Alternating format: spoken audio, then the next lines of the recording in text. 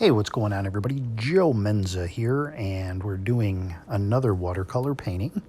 And this one here, I've already wet the paper down, but it left sort of a weird tint because almost like a grayish, greenish tint, because my water was a little dirty, which I actually don't mind. Maybe we'll try something a little different. We'll go sort of for a light and dark contrast here. So I'm going to start off with a little sky here, and maybe try to do, if you're having trouble with skies, approach it from a little different angle.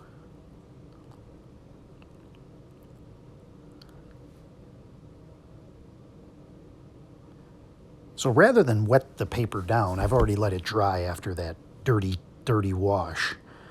Give it a little spray with the spray bottle to wet it instead of washing it with the brush. So I'm coming in with some heavy ultramarine blue and some Payne's gray. I want this to be darker because I'm going to blend it.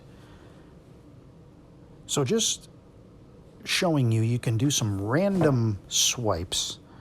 And now I'm taking some dirty looking raw sienna yellow ochre.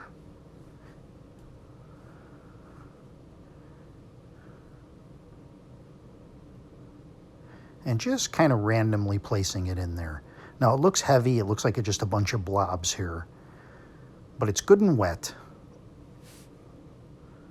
So now I'm going to take my soft brush. I just gave it another spray. I'm not worried too much about water blobs. And I'm taking my soft synthetic brush, which is clean and dry, and I'm just going over areas while it's still wet. Light pressure, and I'm just kind of blending all of that in. This takes a little touch because you really don't want to see the streaks, but if you get the hang of it here, you can blend and you won't really see it. It'll look pretty smooth, and you can spray it with the spray bottle as needed. Obviously, the more you do that, the more you're going to thin out your colors that are already there.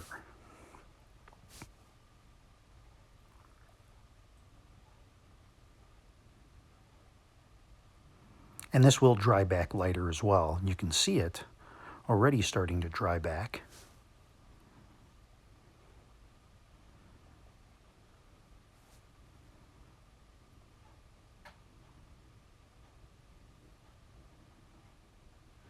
I'm just taking, while it's still a little bit wet, just taking a tissue and I'm just dabbing off some areas.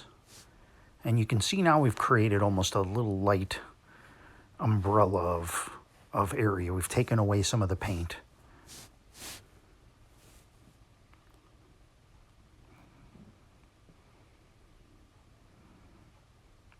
And now I'm going to come back in with some darker Payne's gray and ultramarine blue. So a bit of some layering here, and you just use any random pattern that you want to. Trying not to cover up too much of that yellow effect. We could always come back and add a little more if we want to.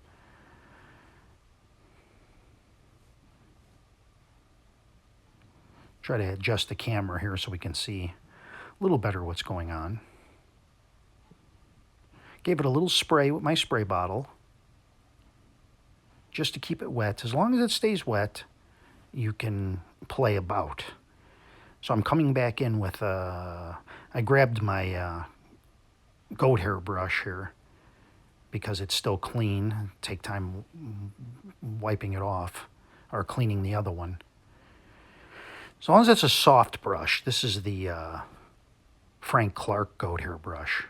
So I'm, again, blending here now. Let me grab my camera here. I want to really show you what's happening. So I'm just lightly blending that in so it has a smoother look to it. You can see I'm hitting it with the spray bottle. And you can go in and you can now clear away some areas if you want to retain some of that light.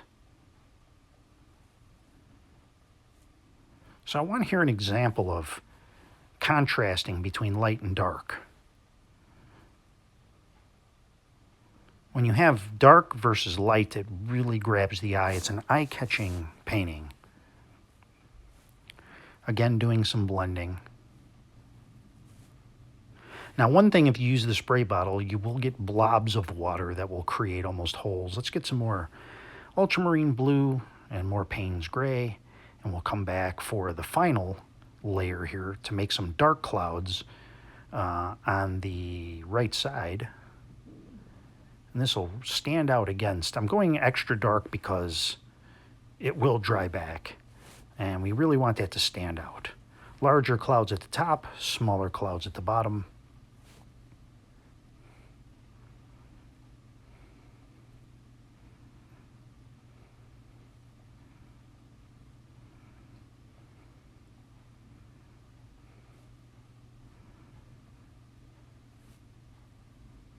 And you can see as we zoom in here, we've got a little bit of a pattern. There's a little bit of running down the page. We've got a nice granulation. This is Arches paper 140, 10 by 14. Okay, so I kind of missed, I didn't turn my camera on, but what I did was I just put a little extra yellow in this spot here. A little cad yellow hue. And I'm just going to blend it in a little bit. Just tapped a little bit in there. And I'm just coming in with a little damp tissue just to kind of blend that in a little bit better. I want to get some light coming through the clouds there. And while I have that on my brush, I'm just going to kind of lay in a little foreground.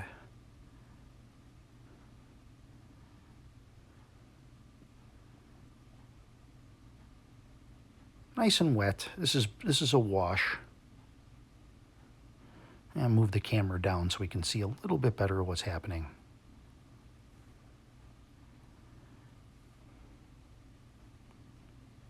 And now we can see how we have this sort of light, looks like it's kind of coming down to meet the ground. When I paint these, I never know what's going to happen. I have my something in mind, but I kind of let, as it's going, I call audibles. So I'm giving that a spray. I want that to run a little bit. The running of the water is really the exciting part of it, really. And I'm going to take my brush now again, and I'm blending that in, keeping that soft.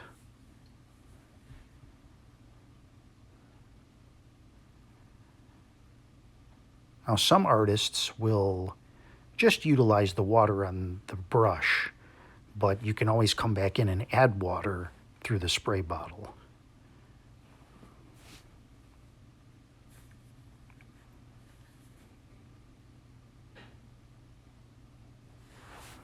So really this sets the backdrop for what we're going to do.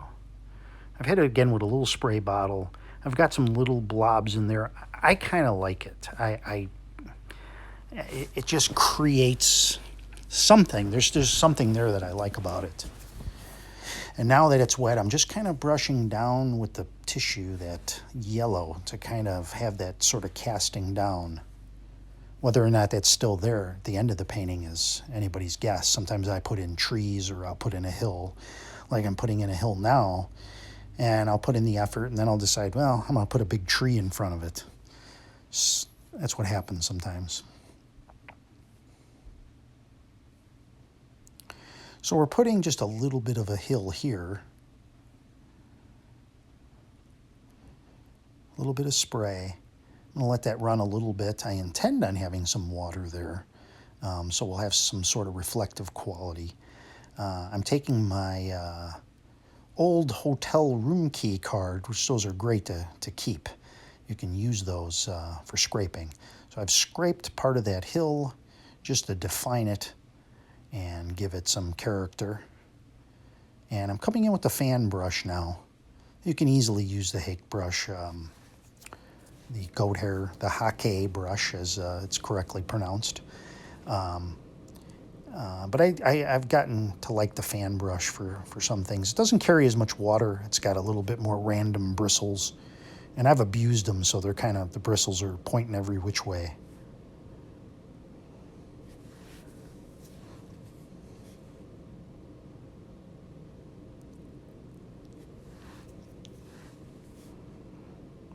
So we'll go to the other side here and put in a darker hill. So this is going to contrast, but it's also going to be on the darker side where we have the dark clouds.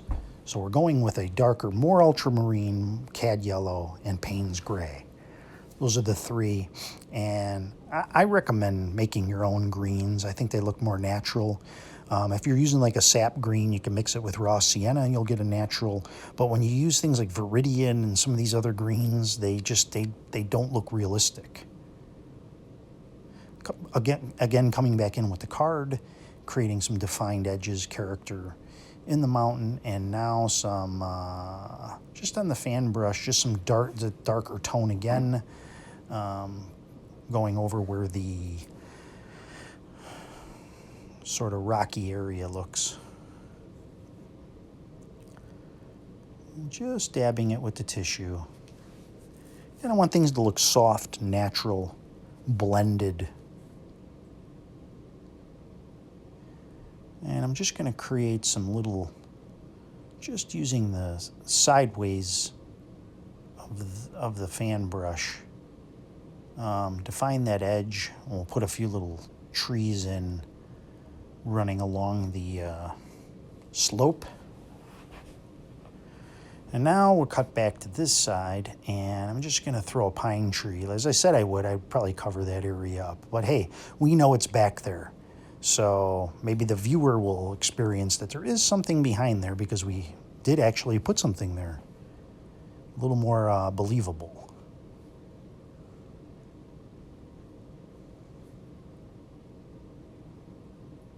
So I'm using my fan brush to put in my pine tree, and then I'm just sort of redefining that edge there. Notice that edge of the mountain's a little more yellowy, or hill, just to create a cast off of what's going on in the sky there.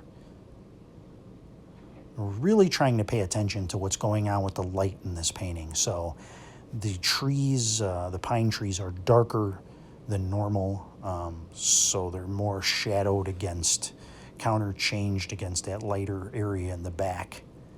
So as soon as you look at those and your eyes shift to the right, you've got just that dark and light balance.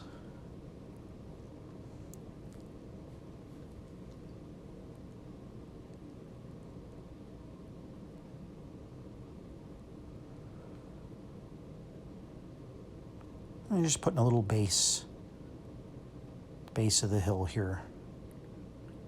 Same thing on this side. Payne's gray with, in this one here, I've kind of stuck with cad yellow hue, ultramarine blue, and Payne's gray.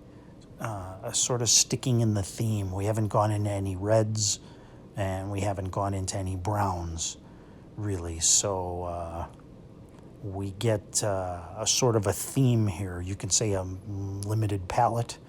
But sometimes when you stick within the same family of colors, or the 3 or 4 colors, you get actually a more pleasing painting because they all fall in the theme. So if you say, well, this one's going to lean toward more the blue or the red, then you mix those colors accordingly. A little bit more scraping here. We're going to define some foreground. Trying to hold on to my paper here. This is lunchtime at my desk, so I'm using my paper holder. Holds up surprisingly well.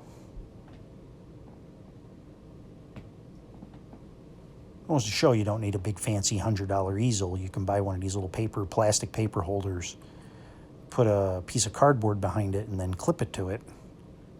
I tried doing a whole pad, but my paper ran down and it was wrecking the sheets behind it, so I recommend just doing one sheet at a time. If you're a very neat painter, you could probably do it on the block, but I wasted a few sheets of paper that will just be for practice.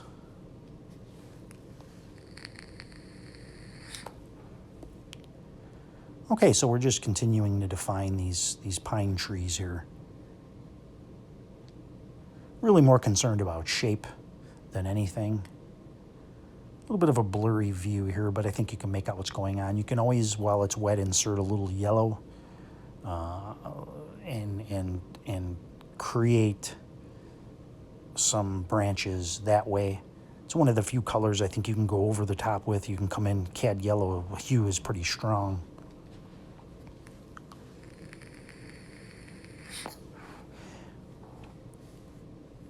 They now have synthetic, or I'm not sure the name, but cadmium-free yellows in some of the lines. But Cotman is a dye, so there's colors that make up, that's why they call it a hue. It's not actually cadmium yellow. Same thing with the alizarin crimson. It's a alizarin crimson hue, which it's made up of 2 or 3 other dye colors. And you don't have the problem with light fade from alizarin that they did way back in the day. So you don't have to worry about colors being light fast with the Cotman line, Winsor & Newton. They're great for this kind of painting. You don't have to spend a lot of money on expensive paints. And I will use M-Gram too from time to time. I started to really like those colors. They're made with honey. Okay, so now I'm using my fan brush to create some distant trees.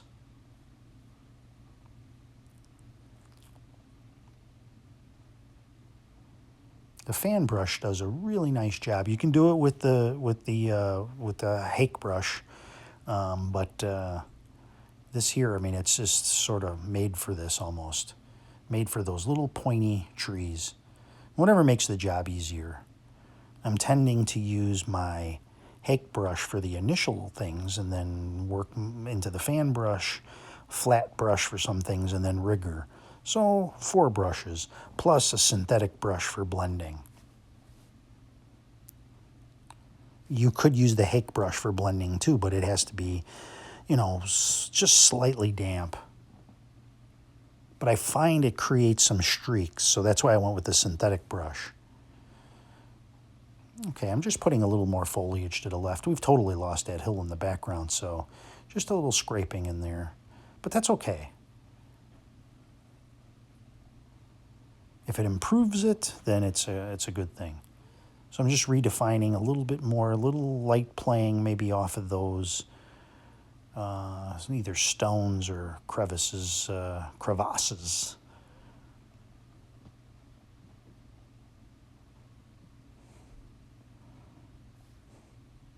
So we've turned the fan brush sideways. Get all kinds of interesting shapes with the fan brush. These here are, I don't know if these are hog bristle, but they're pretty firm bristles, so they don't bend much.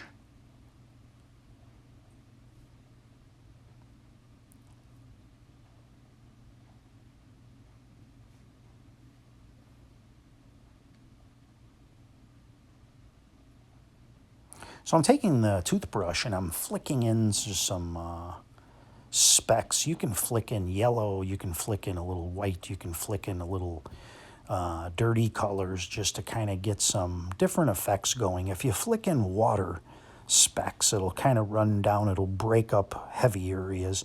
If you flick in yellow over the top, some of them will remain and it'll just look like little random dots, maybe flowers, this or that.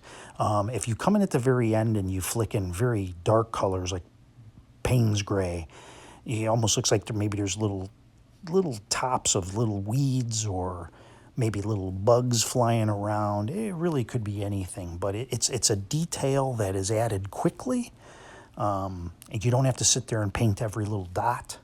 You can do it with trees too. You can flick over the top and just experiment.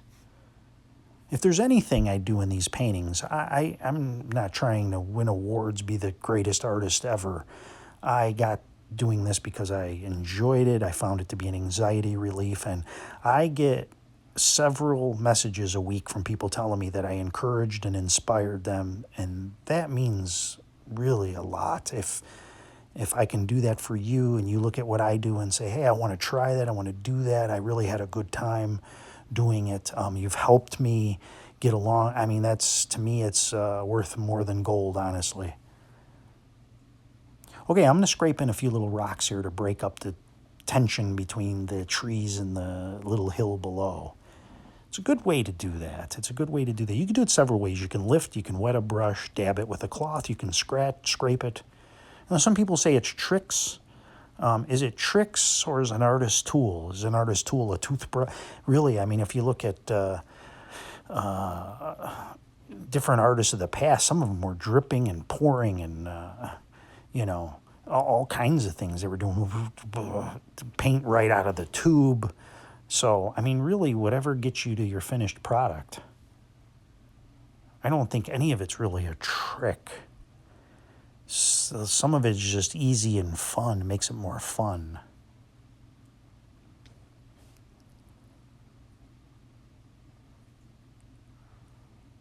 I think the rocks look very cool when done that way. So here we're going to zoom in and just look at the little details we've put in really a very short period of time, 20-something minutes of painting. I've edited out the breaks in between and little dry time. But we can see below we've got the glow in the water there. I think it's turned out to be a nice painting. So now one little last addition here is I'm going to put some white gouache. I'm scraping it on the edge of my card.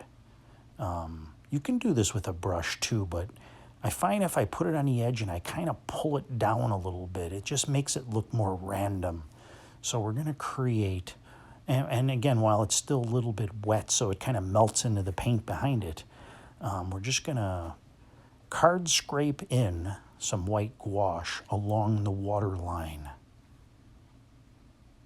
And also by putting it on a little heavier like this, you don't lose too much. When white dries into the painting, a lot of times it'll look gray.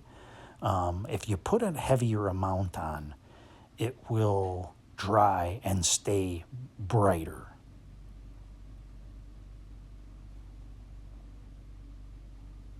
And I try to make this look random, not a straight line, because a straight line will divert your eye to follow that line. So we just try to keep this as random as possible. And just putting a little out of the tube, I just want that to go. It's probably a little too much there. Just kind of working it in with my finger a little bit. Don't want to overdo that part of it. Don't want all the... I'm going to scrape away a little bit here. I've scraped away a little bit, wiped a little out. This will disappear.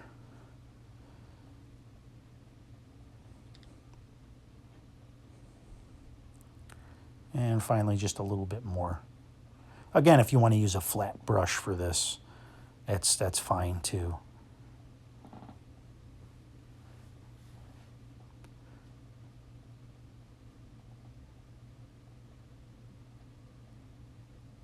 You can use a palette knife too. I find the metal's a little harsh on paper. So now I'm taking the Rigger liner brush and I've got some very, very dark green. And I'm just flicking in some grass, little sticks, and I'm just defining underneath, as you can see, that white there, just to give it a little bit of a boost, just to make it stand out a little bit more. I got a little crazy with the camera in this one. I hope that didn't give you any car sickness. I'm just touching up a little things, make things look like there's little sticks or trunks, you know, in the distance. You can definitely see how that light is peeking through. We've got the clouds to the right, like a storm almost moving in. We got the nice contrast. We got white in the center, and we've got some, this little rock here is probably a little too large. I just take my finger and while it's still wet, and we'll take the fan brush and just make it a little bit smaller. After it dries, you can come back and touch little things up. Always good to put it down, maybe come back a couple hours later and look at it. Well, there you have it. I really enjoyed painting this. I hope you enjoyed watching. Thank you, and subscribe.